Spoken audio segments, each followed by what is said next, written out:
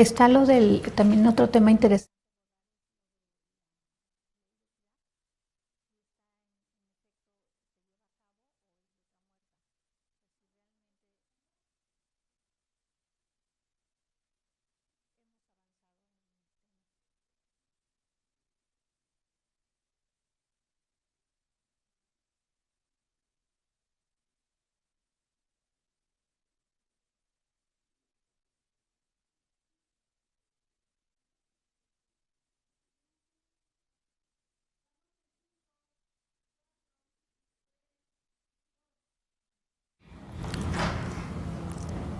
Muy buenas tardes, amigos. Les agradecemos que nos acompañen en esta mesa de análisis sobre el tema de hoy es violencia política. Nos acompañan la alcaldesa de Oxchuc, Chiapas, Rosa Gloria Sánchez. Ella es alcaldesa destituida en 2 ocasiones, nos va a platicar su caso. Nos acompaña la maestra Roselia Bustillo, experta en Derecho Constitucional. Ella es secretaria de estudio del Tribunal del Poder Judicial de la Federación. Y nos acompaña también Rafael Elizondo, él es director general de Electorum, es una consultoría especializada en Derecho Electoral y es autor del libro Violencia Política contra la Mujer, una realidad en México.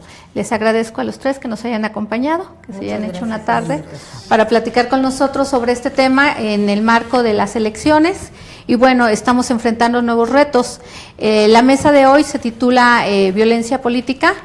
Y bueno, ya ustedes nos explicarán los fenómenos que estamos enfrentando como país. Yo lo que les quiero comentar ahorita es que en este proceso electoral, que viene a ser muy complicado, inédito, tenemos 30 estados con elecciones locales y tendremos 32 estados con elecciones federales, ¿no? En este marco, yo que soy la editora de estados, les puedo decir que hemos registrado violencia física contra los políticos. Hay desde aspirantes, precandidatos, alcaldes, exalcaldes, con agresiones y que incluso muchos han perdido la vida. En los últimos 3 meses tenemos el recuento de al menos 35 políticos que han sido, les han privado de la vida. Y otros medios tienen constancia de hasta 47. Entonces, les haría una primera pregunta que es, ¿ustedes ven que esta violencia en el proceso electoral es atípica o es algo a lo que ya nos debemos acostumbrar que se da siempre en los procesos electorales? Roselia. Mira, bueno, antes que nada, pues muchas gracias por la invitación. Podemos ver que efectivamente en todo el país hay violencia y ahora ante el proceso electoral, pues sí podemos observar que no necesariamente todos los actos que has mencionado de violencia física o de asesinato contra los candidatos aspirantes necesariamente son violencia política, pero en gran parte podemos observar que ante la situación en que ellos están, que son aspirantes o que son candidatos, pues podemos observar que sí puede ser una violencia política, pero a mí me parecería importante que también nosotros definiéramos qué es violencia o qué es violencia política, ¿no? Y ante eso es conocer las razones por las cuales estos son agredidos, es decir, si existe una razón para mermar o obstaculizar sus derechos políticos electorales ante el proceso electoral. Me parece que tendríamos que conocer también las razones por las que están sucediendo, ¿no? Si es una de esas. Rafael. Sí, bueno, gracias. Igual agradecer la invitación al foro. Efectivamente, como lo decía, yo creo que lo más importante para poder solucionar un problema de violencia es distinguirla, entenderla. La forma de solucionar un problema es entendiéndolo y saber que existen tipos y formas de violencia política y tipos y formas de violencia política por cuestiones de género. Entonces, si entendemos la violencia como un acto, omisión o tolerancia de cualquier autoridad o persona en contra de otra persona que afecte su esfera jurídica en general, tenemos que empezar a distinguir y decir, a ver, la violencia política se puede dar esa afectación, esa vulneración por tintes políticos, por cuestiones políticas que afecten a otra persona de manera abierta, dolosa, en fin, pero no toda esa violencia puede ser violencia política por cuestiones de género. ¿no? Entonces, la violencia en general es la imposición, la afectación de la esfera jurídica de otra persona. La violencia política es la afectación a la esfera jurídica por razones políticas, por tintes políticos, ¿no? Que los consideren sediciosos, contrarios a la nación, que tenga algún tinte político. Y la violencia política por cuestiones de género, por ejemplo, contra la mujer, entonces es la afectación de su esfera jurídica de derechos político-electorales, pero por ser mujer, por cuestiones de género. Entonces, lo importante es distinguir que no toda la violencia es violencia política, ni es violencia política contra la mujer. Entendiendo esta clasificación así, grosso modo, muy elemental, podemos hacer, si tratáramos de ver esto como una cámara, un zoom, y entonces enfocarnos en la violencia política contra la mujer o en la violencia política por cuestiones de género. Y ahí sí, dentro de un proceso electoral, normalmente se detonan con mayor fuerza los actos de violencia política contra la mujer por cuestiones de género, ¿no? Entonces, sí, este proceso es histórico, se van a renovar más de 3,000 cargos. Bien decías, hay elecciones concurrentes, hay figuras nuevas, hay reelección, hay paridad horizontal y vertical, hay candidaturas independientes, hay una serie de figuras nuevas. Entonces, todo esto nos lleva a un escenario complejo, en el que, dadas las condiciones en las que se encuentra el país y el propio proceso, pues tenemos que no acostumbrarnos a la violencia, tenemos que poderla detectar, combatir y erradicar, no dejarla impune. Yo creo que es el reto que tenemos todos, autoridades, sociedad civil, academia, medios de comunicación, todos tenemos como ese objetivo principal, ¿no? Sí, Rafael, hay una pregunta que quiero hacerte, que es, sí, ¿cómo están incidiendo o cómo podemos nosotros vislumbrar la intervención de los cárteles para la selección de candidatos en este proceso, sin que ninguno de nosotros seamos experto en el tema? Uh-huh. ¿Tú qué sabes de cómo se mueven en estas épocas los cárteles para imponer candidatos en las alcaldías, en los estados? Mira, desafortunadamente la presencia del crimen organizado y de los cárteles en la política cada vez es mayor y se escucha más su presencia y se escucha más va permeando. Entonces, por eso es muy importante que sepamos distinguir un problema que además es fundamental, que son la violencia política por cuestiones de género. Entonces, sí, el cártel lamentablemente, o los cárteles lamentablemente se escuchan cada vez más, se escuchan su presencia, se siente, ¿no? Aunque efectivamente, como tú les decías, tendríamos que tener acceso a las causas en específico para poder dar mayores datos. Lo que es un hecho es que a través de todos los medios, evidentemente sentimos más su presencia. La sociedad tiene mayores impactos y embates por parte del crimen organizado y de los cárteles. Y ahorita, en un proceso histórico donde nos involucra a todos, pues es un punto sensible y es un aspecto que hay que tener muy presente y cuidar, ¿no? Bien.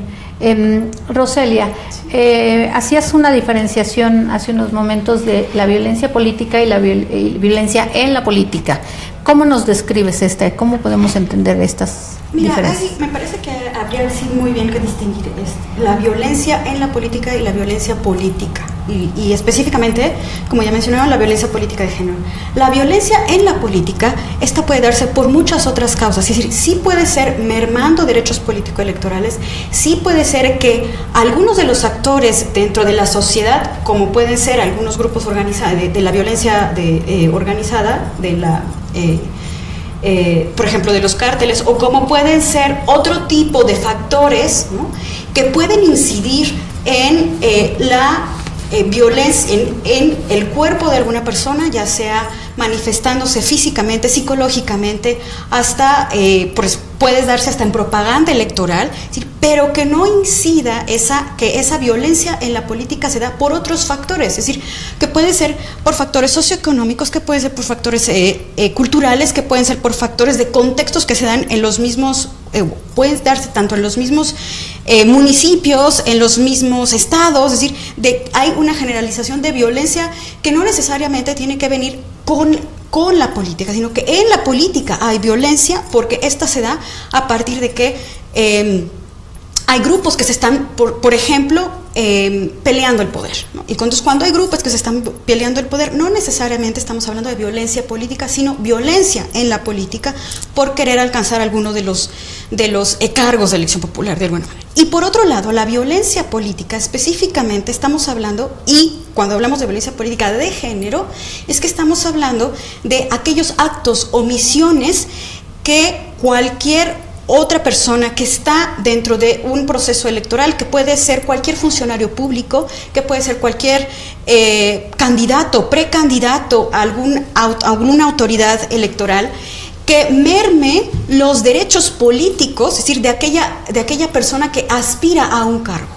Y que puede darse por muchas cuestiones, tanto por cuestión física, como cuestión psicológica, como una cuestión de amenazas, como una cuestión también de incidir en la esfera jurídica de esa persona a partir de estereotipos de género.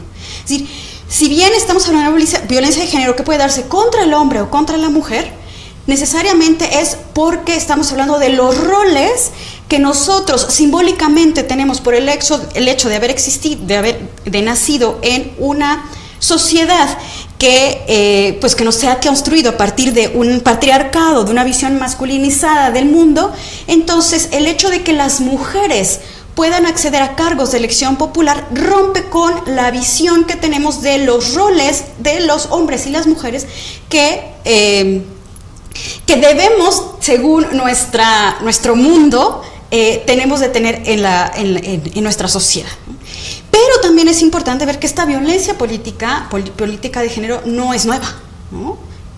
Esta violencia política siempre ha existido, la violencia política contra las mujeres sobre todo, siempre ha existido, simplemente es que a partir de las nuevas modificaciones a la legislación, a partir de las cuotas y ahora más con la paridad, es que empieza a observarse este fenómeno, porque la legislación nos obliga a los partidos políticos a registrar mujeres, ¿no? A registrar 50-50, ¿no? De las mujeres. Y al momento de esta obligación, al no tener ellos concientizado por qué es esa razón, entonces violentan las razones por las cuales las mujeres quieren llegar. Hay violencia porque se visibiliza que ese rol de las mujeres debe de estar detrás, no adelante. Y cuando las mujeres llegan al poder o quieren acceder al poder, entonces pareciera que le estamos quitando algo que los hombres de alguna manera siempre han tenido, ¿no? Se sienten incluso agredidos.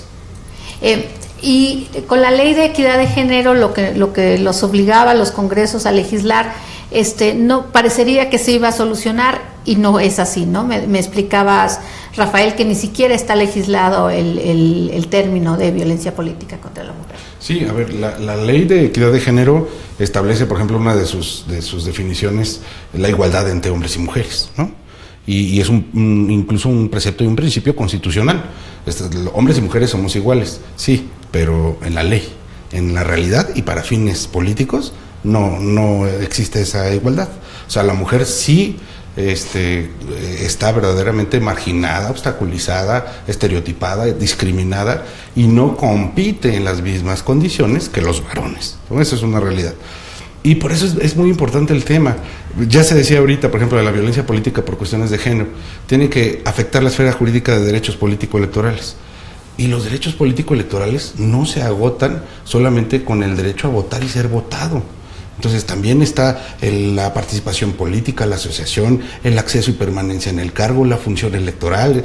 Por eso es que hay mujeres violentadas siendo consejeras electorales, magistradas electorales, alcaldesas, en el cargo, en fin. Entonces es lo importante. Si nosotros no sabemos advertir los casos de violencia, difícilmente los vamos a poder combatir y erradicar. Entonces la importancia es, y ya se dice aquí, a ver, puede haber violencia física, económica, emocional, psicológica, directa, indirecta, o sea, puede ser incluso a la familia. Una mujer violentada tiene un espectro espectro de afectación, no nada más en su persona, en su familia, en su contexto, en su realidad, en su trabajo. Entonces, por eso es tan difícil también defender a una mujer violentada. Aquí es importante decir que sí hay y es manifiesta la intención del Estado mexicano a través de sus autoridades el tutelar y posicionar los derechos de las mujeres, sí. Y también es manifiesta el interés que hay por parte de la sociedad civil, sí. Pero lo más importante a destacar es gracias al valor de las mujeres que han acudido a defender sus derechos y que han ejercitado sus acciones, es que las autoridades se han podido pronunciar y se han generado una serie de precedentes. Un tema importante es decir, para este proceso electoral ya no se pueden modificar las cuestiones legales, no tenemos tipificada la violencia política contra la mujer y vamos a tenerle que hacer frente con las herramientas que tenemos. Entonces, por eso es importante que la gente conozca la existencia del protocolo que suscriben las distintas autoridades para erradicar y controlar la violencia política y las jurisprudencias que existen en la materia. Porque el protocolo, si bien es cierto, es un instrumento, una carta, ilustra mucho, no vincula, no tiene fuerza de ley. En cambio, las jurisprudencias, ya como fuente formal del derecho, esas sí obligan. Y hay dos jurisprudencias que son pilares fundamentales. Una que establece incluso las características y conceptuales de la violencia política contra la mujer, y otra que va incluso más allá de la sentencia y de los efectos de la sentencia, que va relacionada con las medidas de protección. Entonces, sí es un tema bien delicado, es un tema que no solo es para las mujeres ni compete a las mujeres, en la medida en que estemos todos involucrados, hombres y mujeres. Ya bien lo decían, que no exista la diferencia en roles, no debe de existir roles femeninos y masculinos. Si seguimos pensando así y seguimos dividiendo esto, nos seguimos haciendo débiles. Dividir debilita. Si nos sumamos, nos fortalecemos. Entonces es algo que tenemos todos que entrarle, ¿no? Estos foros los celebro y agradezco, porque lo más importante es conocer las experiencias, las visiones de cada quien, porque es algo que tenemos que construir todos, nos concierne a todos, ¿no? y nos involucra a todos. Bien, María Gloria, sí. Tú has sido destituida de tu cargo 2 veces. Sí, 2 veces. Has resistido, has estado en las instancias correspondientes y ya bien pronto terminan tus 3 años a cargo, en el cargo, y no has podido trabajar, no has podido estar. No me han permitido. No te han permitido. Platícanos un poco, platícale al auditorio tu caso, ¿no? De cómo has sido violentada por tu cuestión de ser mujer. Bueno, pues yo he visto como experiencia propia de la violencia que yo he sufrido. Bueno, pues son 4 tipos de violencia que yo he vivido: la violencia política, la violencia institucional, la violencia por ser mujer, por ser indígena, y la violencia económica. Porque pues efectivamente, que traemos como un antecedente, ¿no? De que como mujeres pues nos tenían más relegados en la casa, ¿no? Hace años.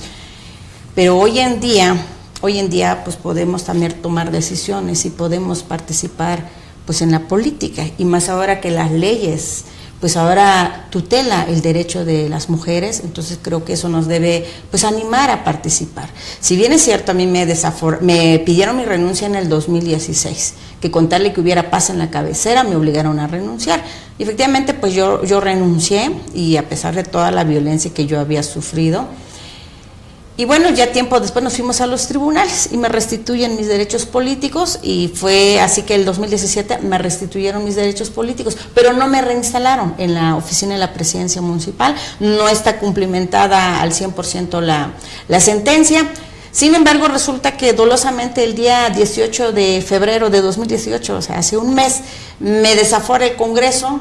El presidente diputado y 6 mujeres diputadas me desaforan que porque me están investigando algo. Entonces me están investigando de algo, de delitos que no hemos cometido, que yo no he cometido como persona, ni mis compañeros del Cabildo, ni mis compañeras del Cabildo, no hemos cometido esos delitos. Entonces por eso acudimos nuevamente a las autoridades correspondientes, como es el Tribunal Electoral del Poder Judicial, para insistir nuevamente que se cumpla con la sentencia. Efectivamente ya solo nos falta 6 meses para terminar el cargo. Nosotros debemos de entregar el 30 de septiembre de 2018. Sí, efectivamente el Congreso me desaforó dolosamente el 18 de febrero, pero para la gente, pues yo sigo siendo la presidenta municipal constitucional, porque efectivamente yo gané las elecciones y con una votación de 70%, la población del municipio de Xuque, son 115 comunidades, son 46,000 habitantes, votaron 25,000 de todos los partidos políticos, porque fuimos 11 partidos políticos que contendimos el 15 de julio de 2015, donde yo salí ganadora de ese partido, fuimos 11 planillas. Entonces, pues también tenemos que hacer valer ese derecho. Efectivamente, gracias a Dios, que sé leer y escribir, que conozco algo donde podemos tocar las puertas, y gracias a muchas mujeres, muchos hombres que también me apoyaron, que usted tiene que tocar las puertas, ahí están las autoridades, la van a ayudar. Entonces esa fortaleza de mucha gente, de organizaciones de la sociedad civil también, me motivaron a que sigamos adelante, y es efectivamente porque es un derecho, nosotros lo ganamos. Anteriormente, pues es que las mujeres solo ayudábamos a los candidatos, a los alcaldes, a los diputados, a los gobernadores, a los presidentes de la República, y todos. Creo que las mujeres somos las que más movilizamos a la ciudadanía para ir a votar. Si un hombre está indeciso para ir a votar, pues somos las mujeres que los convencemos para ir a votar. Pero es triste ver la realidad de la falta de confianza de los líderes o de los partidos políticos, porque la ciudadanía tiene confianza en las mujeres. La ciudadanía, hombres y mujeres, confían que sí podemos con los cargos, sí podemos. ¿Dónde se ve la mayor obstaculización? Es a través de las dirigencias de los partidos políticos. Creo que ahí es donde está la cerrazón, porque efectivamente la primera violencia que se sufre de hombres y mujeres es la violencia política, porque no quieren permitir el paso, porque pues les quitamos una parte del poder que estaban acostumbrados a manejar. Entonces, cuando ya llegamos las mujeres, cuando ya exigimos nuestros derechos, entonces ahí está la cerrazón, ahí está el obstáculo, porque no es la ciudadanía, porque yo creo que la ciudadanía lo que espera es propuestas, es proyectos, y si en esos proyectos y en esas propuestas son buenas, la ciudadanía vota por la mujer. Pero yo he visto por experiencia propia, donde yo he visto el obstáculo es a través de las dirigencias de los partidos y a través también de algunos liderazgos indígenas, cuando estamos en municipios indígenas, porque pues también hay la limitación, porque los hombres siempre quieren ellos mantener el poder, entonces el hecho que lleguen mujeres pues no quieren, prefieren que lleguen los hombres. Entonces, pero no es la ciudadanía, eso sí quiero hacer muy claro eso, que no es la ciudadanía que no quiera a las mujeres. Yo pienso que está a nivel de los liderazgos. Y ahora que concluya tu periodo, si eres restituida, ¿te restituyen tus 3 años de gobierno o concluye tu periodo? O sea, la ley es tan rígida que a ti te van a dejar 2 meses, 1 mes a gobernar. Digamos que a mí ya me robaron 1 año y medio del periodo de 3 años, entonces ahorita pues vamos a esperar los resultados del tribunal para que pues nos permitan terminar los 6 meses que nos resta de trabajo, al menos que nos vayamos nuevamente por el sistema de la reelección, porque ya ahora ya la ley permite irse a una reelección, pero que a lo mejor en mi caso no es en este momento, pero sí quiero pues que me permitan por derecho terminar mis 6 meses que me resta de trabajo. ¿Y estarías pensando en la reelección? No le he pensado en este momento, pero es otra modalidad que ahora se puede hacer valer, a raíz de que a mí ya me quitaron pues de cargo 1 año y medio, entonces ya solo ahorita me queda 6 meses. De ser restituida. Sí. Rosalía, ¿tú crees que a las mujeres se les exige más ya en puestos de poder, o en este caso se les pide incluso más? Tienen todo en contra, todo el aparato, tienen esta violencia, y en resultados se les pide no lo que está solicitado a un hombre, sino incluso más. Sí, por supuesto, eso es una carga que todas las mujeres tenemos cuando estamos y no solamente en cargos políticos, en cualquier otro cargo, sobre todo en los cargos, podríamos decir, de dirección hacia cargos superiores. Me parece que ahí las mujeres tenemos esa otra carga de tener que demostrar que primero somos capaces, segundo que podemos y que no nos podemos equivocar, porque estamos en el ojo del otro de decir, ya ves, no pudiste, ¿no? De alguna manera.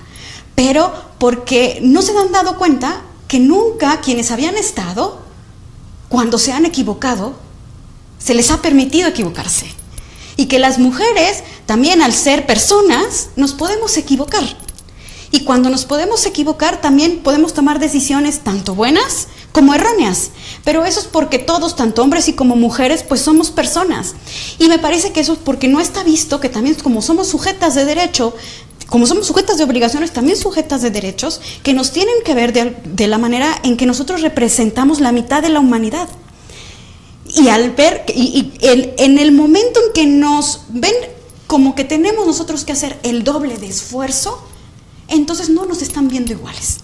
No nos ven igual los hombres a las mujeres a los hombres, porque nos exigen el doble, cuando normalmente, como dices, a los hombres que se han visto en la vida pública, pues ¿quién les ha exigido cuando se equivocan?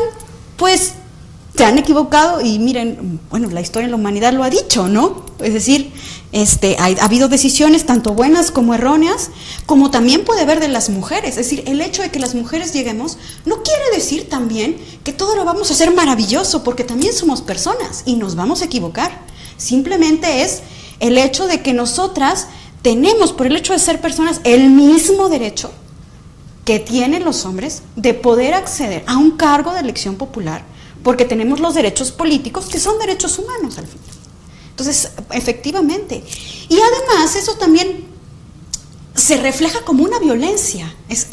Podría ser, es una violencia en donde estás en el ojo, ¿no? Te están diciendo, a ver si lo haces, porque si no lo haces, entonces... Te di la oportunidad. Te di yo la oportunidad, te lo estamos dando, porque como me quitaste el puesto, a ver si tú sí lo puedes hacer, ¿no? Y entonces, en esa, ¿qué nos da a nosotros? Pues nos genera también, pues, vulnerabilidad ante nuestras propias decisiones, si lo estamos haciendo bien, si no lo estamos haciendo mal, porque nos están fiscalizando de alguna manera, ¿no? Y también eso tiene que ver, y algo que también estábamos platicando antes de entrar aquí, tiene mucho que ver con quiénes son las mujeres a las que deciden poner como candidatas o precandidatas, porque desde ahí inicia la violencia política, ¿no? Desde la precandidatura, ¿no? para después la candidatura y luego el acceso al cargo, y luego, si tomas posesión, el acceso al cargo, la remuneración igual, la toma de decisiones, etc. Pero todo eso tiene que ver con quiénes son las mujeres a las que están registrando los partidos políticos. Es decir, si son mujeres que vienen de una militancia y que se han ganado el lugar, ¿no? de años de estar en la militancia de los partidos, o que son mujeres que son registradas porque son aquellas que los propios partidos deciden que vayan ellas porque son las amigas o cualquier relación de parentesco que tengan con aquel hombre que iba en ese lugar, o que son aquellas que les van a servir, que van a poder manipular durante ese encargo, ¿no? Es decir, y desde ahí viene también una violencia, porque no estás poniendo a la mujer porque la mujer quiere serlo, estás poniendo a la mujer involuntariamente a ejercer su derecho político. Y cuando pones a una mujer involuntariamente a ejercer su derecho político, es violencia también. Es una simulación. Es cumplir con la ley en el papel, pero en los hechos quienes están mandando en muchos casos son ellos. Al poner a las esposas, a las hermanas, las llamadas Juanitas, ¿no? Que son personas que no deciden, no son ellas las que están ejerciendo el poder, sino permitiendo que otro sea, y termina siendo un varón, ¿no? El que decide qué se hace, cómo se hace, a quién se contrata, cómo se reparte la nómina. Nos pregunta Cristian Valdemar, ¿cuál es el factor cultural que causa la violencia política? Rafael. Bueno, a ver, la violencia política no está referida solamente a un valor cultural o a un estrato social. La violencia política, desafortunadamente, se da en todos los niveles, se da en todo el país, en todo el mundo. O sea, no es exclusivo de México, no es exclusivo contra las mujeres, no, ¿sí me explico? Pero, a ver, lo primero que tenemos que hacer es, la manera de defender nuestros derechos es conociéndolos. Lo mejor que podemos hacer es como esto, es conocer cuáles son los casos, conocer cuáles son nuestros derechos, conocer cuáles son nuestras acciones y poder emprender y ejercer esos derechos y esas acciones para poderlas defender. Desde mi experiencia en la firma que yo encabezo y en los litigios que nos ha tocado llevar, el mayor número de violencia política contra la mujer, nos hemos percatado, se da en medios electrónicos. O sea, si bien es cierto, como ya decía la alcaldesa, ella ha sufrido violencia física, ha sufrido violencia psicológica, económica, el mayor número es en medios electrónicos, porque es voraz la forma en que tiene a dispersarse un acto que afecte a la esfera jurídica de derechos político-electorales de una mujer.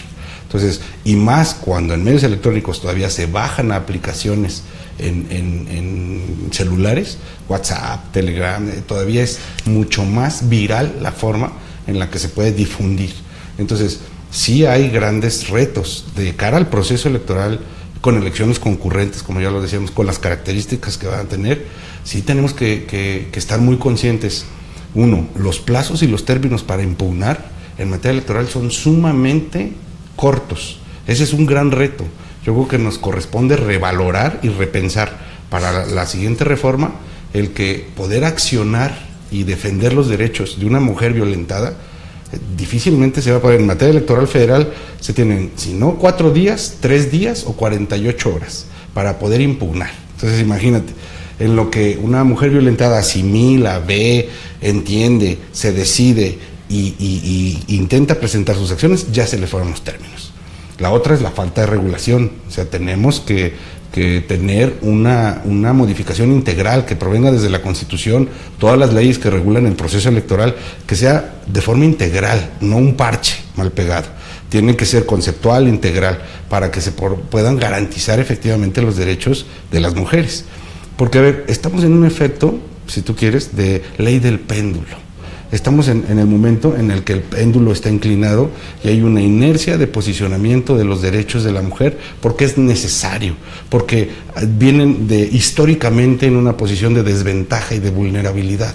Entonces, por eso están ese posicionamiento, por eso las autoridades actúan, hay acciones afirmativas, hay ciertas conductas que van con la clara intención de defensa y tutela de los derechos político-electorales de las mujeres. Tenemos que llegar al grado de madurez social de que tenemos que soltarlo, que llegue a su justo equilibrio y lo que defendamos sea la violación de derechos fundamentales, pero sin distinguir si eso es de hombres o de mujeres, ¿no? Que cualquier afectación a las personas, cualquier vulneración a su esfera jurídica, entonces, ¿cuáles son las acciones y las vías que se Pero ahorita sí es muy importante entenderlo, ¿no? Por eso hay muchas autoridades que han implementado medidas afirmativas que van incluso más allá de lo que establece la ley, con el propósito y las características de ser provisional, temporal, específica, pero de garantizar la igualdad y la paridad, ¿no? Entonces, se decía aquí, y muy cierto, estamos esperando siempre y lo malo es que estamos buscando un resultado y esperando una conducta imparcial de los entes que son los más parciales, que son los partidos políticos. Los partidos políticos buscan y obedecen a sus intereses. Entonces, por supuesto que son los principales actores políticos y en donde se da el mayor número de violencia, pero no son los únicos. La violencia política por cuestiones de género también se da por parte de las autoridades, también se da por parte de otros sujetos, también se da por parte de otras personas en la contienda, ¿no? Entonces, por eso es bien importante conocerla, distinguirla, ¿no? Claro. Rosalia, ¿está el momento para que los electores sean empáticos con las mujeres? Yo creo que sí, y este momento debió haber estado pues desde siempre de alguna manera, ¿no? Llegó tardíamente el reconocimiento de las mujeres a votar en el año de 1953 y después votamos en el 55, pero de ahí pues no tenemos de hecho poco tiempo de haber reconocido la ciudadanía de las mujeres, pero me parece que la ciudadanía, yo creo que este es el momento de las mujeres. Es decir, hay muchas herramientas para que las mujeres puedan ser votadas, tanto como ya se mencionan las acciones afirmativas, la paridad, pero además tenemos leyes, ¿no? La ley de igualdad dentro del hombre y la mujer. Es decir, hay muchas herramientas para que la ciudadanía pueda reconocer el derecho de las mujeres, es decir, para votar por las mujeres. Me parece que es el momento. Sin embargo, creo que todavía por ahí culturalmente y en muchas cuestiones o en muchos, no te puedo decir que en todo el país, pero me parece que todavía tenemos algunos municipios, algunos estados mucho más conservadores que otros estados, en los cuales todavía les cuesta trabajo votar por la mujer, ¿no? Votar por la mujer en donde se duda esa capacidad, ¿no?, de que la mujer pueda hacerlo. Y eso también se refleja también en propaganda electoral, en cómo otros candidatos se refieren a las candidatas, es decir, o candidatas a candidatas. Es decir, también esa violencia se da de mujeres a mujeres, no solamente del hombre hacia la mujer. Es decir, se duda en la capacidad de la mujer de haber llegado a un lugar, pero también creo que sí, la ciudadanía cada vez está más, más abierta a la posibilidad de que haya mujeres en el poder, ¿no? Tenemos más diputadas actualmente, más senadoras, hay más presidentas municipales, aunque es un porcentaje de todas las presidentas municipales que tenemos en el país, es un porcentaje muy mínimo, pero no tenemos más que una gobernadora actualmente. Entonces también se refleja en los cargos mucho más de mayor, jerárquicamente mayor, en donde todavía cuesta trabajo como poner candidatas, como también que las mujeres ganen en esos cargos. Pero me parece que este es el siglo, como se dice, este es el siglo de las mujeres, y es en donde, como se ha dado últimamente, no solamente en los derechos políticos, ¿no?, sino también en conjunto los derechos humanos de las mujeres. Creo que esta es como estamos llegando a un momento en que las mujeres tenemos que estar visibilizadas. Que sea nuestra elección. María Gloria, ¿tú animarías a otras mujeres a que sigan tu ejemplo? Que se incursionen en la política y que resistan. Definitivamente creo que es una gran oportunidad para todas las mujeres mexicanas, para los pueblos originarios también. Creo que pues desde la conquista, creo que las mujeres indígenas existimos. Si no morimos en esa invasión de hace más de 500 años, yo creo que el hecho que todavía persista nuestra lengua, nuestra cultura, creo que es una gran oportunidad, y que también es una gran tarea de las autoridades, tanto federales como locales, que se sistematice los usos y costumbres, porque en el caso de mi estado, el caso Chiapas, no está sistematizado. Pues nosotros tenemos que pasar por un primer filtro, usos y costumbres, lo llamamos así, pero realmente no está sistematizado, y por eso nos tenemos que ir al sistema de partidos políticos para que la ciudadanía, hombres, mujeres, jóvenes, tengan que votar. Pero pudiera hacerse, que también yo lo he puesto como una carta sobre la mesa en mi estado, de que se pueda sistematizar, pero que no se violente ni los derechos políticos de las mujeres, de los jóvenes, de los ancianos, que haya una participación democrática, que haya votación en urnas, que haya votación libre, secreto, como lo es en los partidos políticos, pero que se haga en el sistema normativo de usos y costumbres. Porque algunos decían, es que queremos a mano alzada. Pero si esa mano alzada, la ciudadanía pues no sale todo, sale pues un grupo, 1,000 gentes, 2,000 gentes, dependiendo del tamaño del municipio, exactamente, y que puede resultar también enfrentamientos. Y que a raíz de eso pues también pues las mujeres hay un riesgo que salgan a participar ahí, pero si es sistema normativo bien normado y que la ciudadanía vote.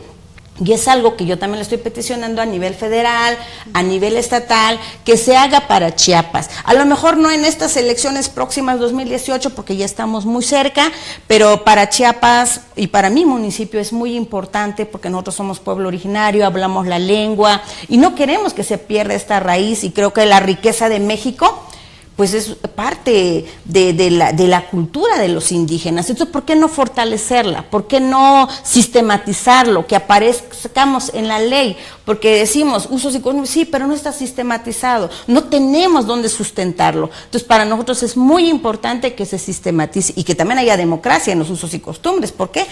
Para que luego no digan después es que no tienen derecho a participar las mujeres, porque en final de cuentas no es la costumbre, sino a veces son los seres humanos, y las costumbres lo vamos construyendo día a día, y lo sistematizamos, creo que es mucho mejor. Es mejor para todos. Sí. Bueno, amigos, como ven, el tema es muy largo, muy extenso, tenemos nuevos retos, nos enfrentamos a unas elecciones inéditas, nos enfrentamos al momento de las mujeres, a la falta de una legislación, y bueno, pues de momento les agradecemos que nos hayan acompañado, les agradezco a los invitados, María Rosa, Roselia, Rafael, muchas gracias y esperemos que no sea la última mesa, que podamos encontrarnos y seguir analizando el tema. Muchas gracias.